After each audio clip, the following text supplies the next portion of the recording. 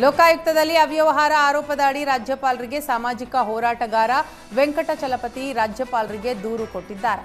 ಕೋಲಾರ ಜಿಲ್ಲಾಡಳಿತದ ಎಫ್ಡಿಎ ಸಿಬ್ಬಂದಿ ಅಜಯ್ ಮತ್ತು ಇತರರ ವಿರುದ್ಧ ದೂರು ನೀಡಲಾಗಿತ್ತು. ಪ್ರಕರಣದ ಅಡಿ ಉಳಿದ ಆರೋಪಿಗಳನ್ನು ಬಂಧಿಸಲಾಗಿತ್ತು. ಆದರೆ A1 ಆರೋಪಿಯನ್ನ ಬಿಟ್ಟಿದ್ದಾರೆ. ಲೋಕಾಯುಕ್ತ ಅಧಿಕಾರಿಗಳೇ ಅಜಯ್ ಜೊತೆ ಶಾಮೀಲಾಗಿದ್ದಾರೆ ಅಂತ ಆರೋಪಿಸಲಾಗಿದೆ. A1 ಆರೋಪಿ ಜೊತೆ ಶಾಮೀಲಾದ ಲೋಕಾಯುಕ್ತ ಅಧಿಕಾರಿಗಳ ವಿರುದ್ಧ ತನಿಖೆ ನಡೆಸುವಂತೆ ರಾಜ್ಯಪಾಲರಿಗೆ ವೆಂಕಟಚಲಪತಿ ದೂರು ಕೊಟ್ಟಿದ್ದಾರೆ.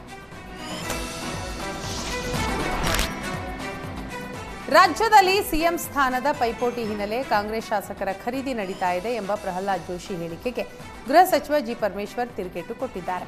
ನಮ್ಮಲ್ಲಿ ಯಾವ ಖರೀದಿನೂ ನಡೆಯೋದಿಲ್ಲ. ಈ ಹಿಂದೆ ಖರೀದಿ ಮಾಡಿದ್ದವರು ಯಾರು? ಮುಂಬೈಗೆ ಕರೆದುಕೊಂಡು ಹೋಗಿ ಖರೀದಿ ಮಾಡಿದವರು ಯಾರೂ ನೆನಪಿಲ್ವಾ?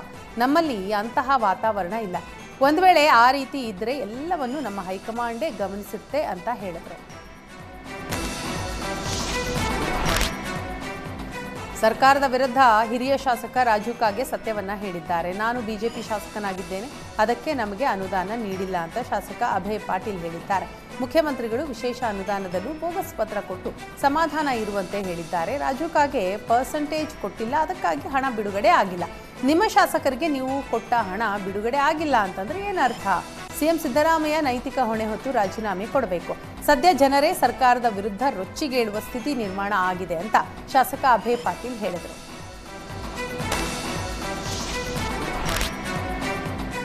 ಭ್ರಷ್ಟಾಚಾರ ಬಿಟ್ಟು ಕಾಂಗ್ರೆಸ್ ಇಲ್ಲ, ಕಾಂಗ್ರೆಸ್ ಬಿಟ್ಟು ಭ್ರಷ್ಟಾಚಾರ ಇಲ್ಲ ಅಂತ ಬೆಳಗಾವಿಯಲ್ಲಿ ಎಂಎಲ್ಸಿ ಸಿಟಿ ರವಿ ಆರೋಪಿಸಿದ್ದಾರೆ.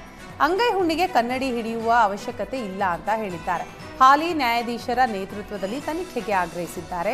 ಇದಕ್ಕಿಂತ ಮೊದಲು ಜಮೀರ್ ಅಹಮದ್ ರಾಜೀನಾಮೆ ತಗೊಳ್ಳಿ ಅಂತ ಸಿಟಿ ರವಿ ಆಗ್ರಹಿಸಿದ್ದಾರೆ. ಗ್ಯಾರಂಟಿ ಕೊಟ್ಟಿದ್ದೇವೆ ಅಂತಂದ್ರೆ ಭ್ರಷ್ಟಾಚಾರಕ್ಕೆ ಲೈಸೆನ್ಸ್ ಅಲ್ಲ ಅಂತ ವ್ಯಂಗ್ಯವಾಡಿದ್ದಾರೆ. ಕಾಂಗ್ರೆಸ್ ಶಾಸಕರೇ ಸರ್ಕಾರದಲ್ಲಿ ಒಂದು ಪೈಸೆ ಕೆಲಸ ಆಗ್ತಾ ಇಲ್ಲ ಅಂತ ಹೇಳಿದ್ದಾರೆ. ರಾಜು ಕಾಗೆ ಇರೋ ಸತ್ಯ ಹೇಳಿದ್ದಾರೆ ಅಂತ ಸಿಟಿ ರವಿ ಹೇಳಿದ್ದಾರೆ.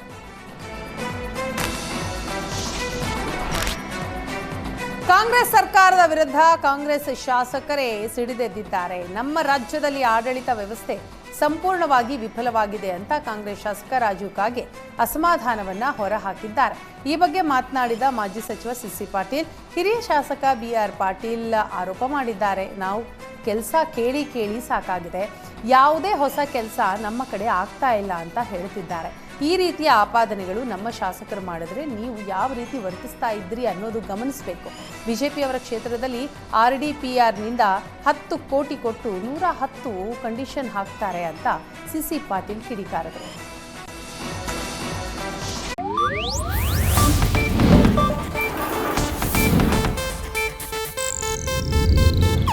ಇದು ಏಷ್ಯಾನೆಟ್ ನ್ಯೂಸ್ ನೆಟ್ವರ್ಕ್ ಪ್ರಸ್ತುತಿ.